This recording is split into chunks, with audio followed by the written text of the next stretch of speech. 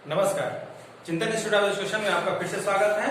आज के इस वीडियो में मैं नेट फर्स्ट पेपर की तैयारी करने वाले विद्यार्थियों के लिए लॉजिकल रीजनिंग के अंतर्गत आगमनात्मक और निगमनात्मक अनुमान का अंतर लेकर के आया हूं। आप सभी जानते हैं कि इस समय लॉजिकल रीजनिंग के अंतर्गत जब से नया सिलेबस आया है, यह स्पष्ट रूप से हमारे सिलेबस के अंतर्गत इस टॉपिक को रखा गया है। तो आप यह जान लीजिए कि इससे संबंधित बहुत से जो तथ्य हैं उस पर आधारित प्रश्न नेट में पूछे जा रहे हैं, नेट के फर्स्ट पेपर में। और पिछले जो एग्जाम्स हुए हैं उसमें पूछा भी गया है प्रश्न। आज जो मैं बताने जा रहा हूं, आप देखेंगे निगमनात्मक और आगमनात्मक जो अनुमान है इससे संबंधित प्रश्न पूछा गया हुआ है। तो मैं इसके अंतर को लेकर आया हूं। इस वीडियो को निश्चित देखिए, अंत तक देखिए, क्योंकि यदि आप इसके अंतरों को जान लेते हैं तो उसका जो संप्रत्यय है वह भी संप्रत्यय से ही मैंने इस अंतर को यहाँ पर आपके सामने प्रस्तुत किया है। अगर आप इन अंतर को समझ लेंगे, जान लेंगे तो इससे संबंधित जितने भी प्रश्न पूछे जाएंगे आसानी से आप उसका उत्तर दे सकते हैं। तो चलिए मैं बहुत ही ब्रीफली छोटे में सारांश रूप में बता देता हूँ। देखिए, जो हमारा लॉजिकल रीजनिंग है उसमें हम विभिन्न जो तथ्य होते हैं उन तथ्यों के आधार पर निष्कर्षों तक पहुंचते हैं, एक अनुमान लगाने का प्रयास करते हैं। यह जो अनुमान हम लगाते हैं, यह दो प्रकार का अनुमान लगाया जाता है। एक तो है निगमनात्मक अनुमान, डिडक्टिव इन्फ्रेंसेस, और दूसरा है हमारा आगमनात्मक अनुमान, इंडक्टिव इन्फ्रेंस। ठीक है, तो अब आप देखें यह जो ये हमारे अनुमान है क्या है। निगमनात्मक अनुमान ऐसा अनुमान होता है जिसमें कि हम एक सामान्य नियम से विशिष्ट नियम वाले जो निष्कर्ष होते हैं उनको हम ज्ञात करते हैं, प्राप्त करते हैं। और साथ ही साथ जो निष्कर्ष हम निगमनात्मक अनुमान में प्राप्त करते हैं वे निष्कर्ष कभी भी अपने आधार वाक्यों से व्यापक नहीं होते हैं। और साथ ही साथ ये जो हमारे निगमनात्मक अनुमान होते हैं वह या तो वैध हो सकते हैं या वैध हो सकते हैं। ठीक है, वैध या अवैध कुछ भी हो सकता है। ठीक है, और आप देखेंगे जो हमारा आगमनात्मक अनुमान होता है वह जस्ट निगमनात्मक का विपरीत होता है, जिसमें हम किसी भी विभिन्न जो विशिष्ट तथ्य होते हैं, जो स्पेसिफिक हमारे फैक्ट्स होते हैं, उन स्पेसिफिक फैक्ट्स के आधार पर हम एक सामान्य नियम, एक जनरल जो हमारा रूल होता है वहां तक हम पहुंचते हैं, या एक जनरल जो हमारा स्टेटमेंट है वहां तक हम पहुंचने का प्रयास आगमनात्मक में करते हैं। जहां आप देखेंगे कि निगमन में जहां हमने यह देखा है कि वह वैध या अवैध हो सकते हैं, ठीक उसके विपरीत जो आगमनात्मक होता है हमारा वह वैध या अवैध नहीं होता है। ठीक है, तो आइए इसके आधार पर मैं जिन अंतर को लेकर के आया हूं इन दोनों के बीच में, उन अंतरों को देखिए, स्पष्ट हो जाएगा इसके अंतर और इसका जो भी संप्रत्यय है, जो कॉन्सेप्ट है वह आसानी से आप समझ लेंगे। तो आइए हम लोग देखते हैं वे कौन कौन से हैं।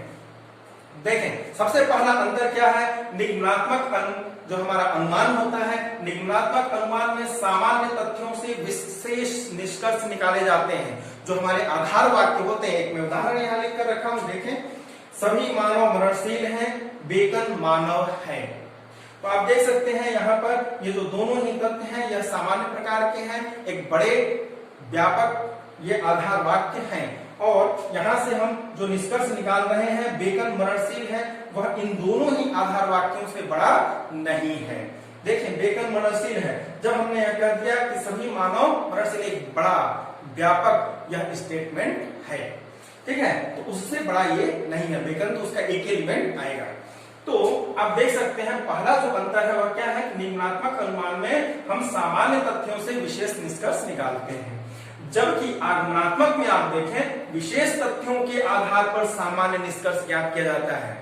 यहाँ पर जो हमारे उदाहरण होते हैं, अनुभव से प्राप्त जो तथ्य होते हैं, एक एक तथ्यों को जोड़ करके तब हम एक बड़ा जो हमारा स्टेटमेंट होता है, कथन होता है, निष्कर्ष होता है, उसे हम प्राप्त करते हैं। उदाहरण के लिए देखें, यहाँ पर देखिए तीन हमारा यहाँ पर तथ्य है, जो फैक्ट्स है वो कैसे है, स्पेसिफिक है। कैसे, देखिए, महेश सैनिक है और बहादुर है। एक व्यक्ति की बात किया कि वो महेश एक व्यक्ति है, महेश, जो कि सैनिक है और साथ ही साथ क्या है, वो बहादुर भी है। दूसरा देखिए यहाँ पर दूसरा जो हमारा स्टेटमेंट है वह भी क्या है, उमेश सैनिक है और बहादुर है। उमेश भी एक व्यक्ति है, मैं बड़ा कॉन्सेप्ट नहीं है, एक समूह नहीं है, उमेश समूह नहीं है बल्कि एक व्यक्ति है। एक व्यक्ति वह क्या है, सैनिक है और बहादुर है। तीसरा स्टेटमेंट आप देखिए, मोहन सैनिक है और बहादुर है। और इन तीनों या इसी प्रकार के अगर हम और भी कई व्यक्तियों को देखें जो कि सैनिक है और बहादुर हैं, तो हम यह कह सकते हैं कि जो भी सैनिक होते हैं वे सब क्या है, बहादुर भी होते हैं। तो निष्कर्ष रूप में हम क्या कह सकते हैं कि सभी सैनिक बहादुर होते हैं या सभी सैनिक बहादुर है। यहाँ देखेंगे ये जो हमारे तथ्य हैं, जो फैक्ट्स हैं, वह कैसे हैं, वह पर्टिकुलर है, स्पेसिफिक है, वह विशिष्ट है। और इस विशिष्ट तथ्य के आधार पर हमने निष्कर्ष कैसा निकाला, एक व्यापक निष्कर्ष निकाला। तो पहला अंतर तो ये है, जो हमारे निगमनात्मक में सामान्य तथ्यों से विशेष निष्कर्ष ज्ञात करते हैं और यहाँ पर विशेष तथ्यों के आधार पर हम सामान्य निष्कर्ष ज्ञात करते हैं। दूसरा देखें, आधार वाक्यों को हम यहाँ पर सत्य मान लेते हैं। निगमनात्मक अनुमान में जो आधार वाक्य होते हैं उन्हें हमें सत्य मानना होता है। कहा जाता है कि भले ही हम वास्तविकता में वह न हो, लेकिन आप उसे सत्य मान करके ही प्रश्नों को सॉल्व करें। यहाँ पर जैसे आपसे कहा जाएगा सभी मेज टेबल हैं, सभी मेज कुर्सी है या सभी मेज सेब हैं, तो क्या आप कल्पना कर सकते हैं कि ऐसा हो सकता है? नहीं। तो निगमनात्मक अनुमान में हमें यह मानना पड़ता है कि जो भी तथ्य दिए गए हैं वे सत्य हैं, हमें उनको सत्य मानकर चलना पड़ता है।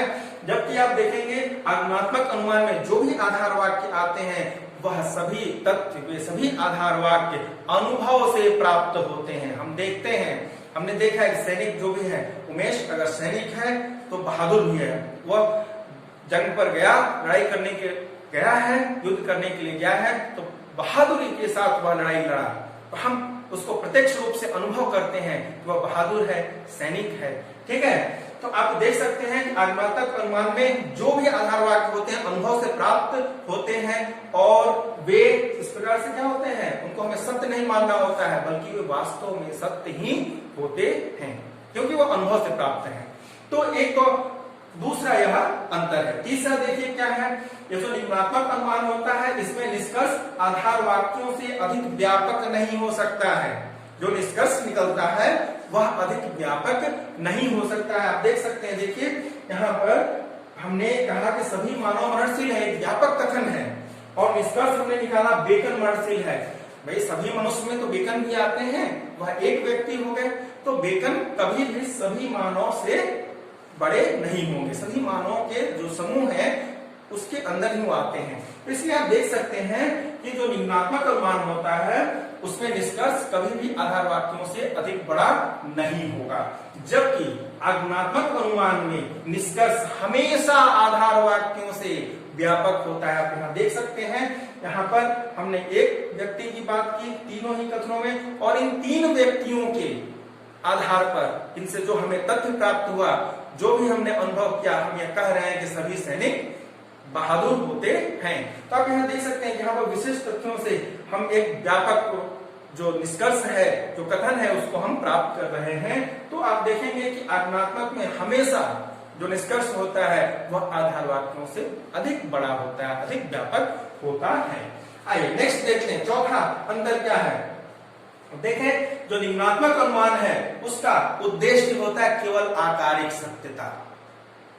जो वहां पर युक्ति दी गई है, इस निगमनात्मक अनुमान में जो युक्ति दी गई है उसका जो आकार है, केवल उस आकार की ही सत्यता को हम यहाँ पर स्वीकार करते हैं। वास्तविक सत्यता से कोई भी इसका किसी भी प्रकार से आप देखेंगे कि वास्तविक सत्यता इसमें दिखेगी नहीं आपको, ठीक है ना। किसी भी प्रकार का वास्तविक सत्यता से इसका संबंध नहीं होता है, केवल आकारिक सत्यता होती है।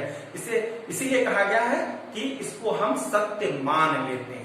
लेकिन जो हमारा आगमनात्मक अनुमान है उसका उद्देश्य आकारिक सत्यता के साथ साथ वास्तविक सत्यता भी होती है। ठीक है, इसमें आकारिक सत्यता भी है, वास्तविक सत्यता क्यों है? क्योंकि हम उसको अनुभव से प्राप्त कर रहे हैं। जो हमने अनुभव से देखा है, जिन तथ्यों को देखा है उसी पर हम बात करते हैं। इसलिए ये जो आगमनात्मक अनुमान है उसमें आकारिक सत्यता के साथ साथ वास्तविकता या वस्तुगत वास्तविक सत्यता भी होती है, दोनों ही सत्यता होती है। आइए नेक्स्ट क्या है, अब देखें, ये जो हमारा निगमनात्मक अनुमान होता है वह या तो वैध होगा या अवैध। वैलिड होगा या इनवैलिड होगा। जबकि जो हमारा आगमनात्मक अनुमान होता है वह इस अर्थ में ना तो वैध ही होता है और ना ही अवैध होता है। ठीक है, आप देख सकते हैं कि हम यहाँ पर यह जो हमारे फैक्ट्स हैं इनको हम ना तो वैध कहेंगे और ना ही अवैध कह सकते हैं। ठीक है, तो जिस प्रकार से जो निम्नात्मक अनुमान है वह या तो वैलिड होगा या इनवैलिड, लेकिन आगमनात्मक वह ना तो वैलिड होता है और ना ही इनवैलिड। आइए नेक्स्ट पर चलते हैं। अगला जो हमारा है वह अंतिम है। आप देख सकते हैं कि बेकन, फ्रांसिस बेकन महोदय ने निम्नात्मक अनुमान को आरोही क्रिया बताया है। फ्रांसिस बेकन महोदय ने निम्नात्मक जो हमारा अनुमान है उसे अवरोही क्रिया बताया है। इसे वह डिसेंडिंग बताते हैं, घटते हुए बताते हैं। आप देख भी सकते हैं बड़े कथन से हम छोटा कथन निष्कर्ष के रूप में निकाल रहे हैं तो घट रहा है, अवरोही क्रिया है। जबकि आगमनात्मक को फ्रांसिस बेकन महोदय ने आरोही क्रिया बताया है। यहाँ असेंडिंग है, बढ़ता हुआ है, छोटे से बड़ा जो निष्कर्ष हम ज्ञात करते हैं। ठीक है, तो इस प्रकार से ये 6 अंतर है दोनों के बीच। इसे आप ध्यान से देखें, मैं उदाहरण के साथ यहाँ पर इसको लिखा हूं। ध्यान से इस वीडियो को देखिए। यदि आप इस अंतर को समझ लेते हैं तो इतना सा ही है, एक छोटा सा यह कॉन्सेप्ट आपके सिलेबस में आया है, इतना सा ही संपत्ति है, इतना ही कॉन्सेप्ट है। इसे आप ध्यान से देख लीजिए, इससे बाहर इस पर आधारित प्रश्न नहीं जाने वाला है। तो ध्यान से देखिए और इसे समझ लीजिए, याद कर लीजिए। ठीक है, तो कोई भी प्रश्न इससे संबंधित आप एग्जाम में दिया आता है तो गलत नहीं करेंगे।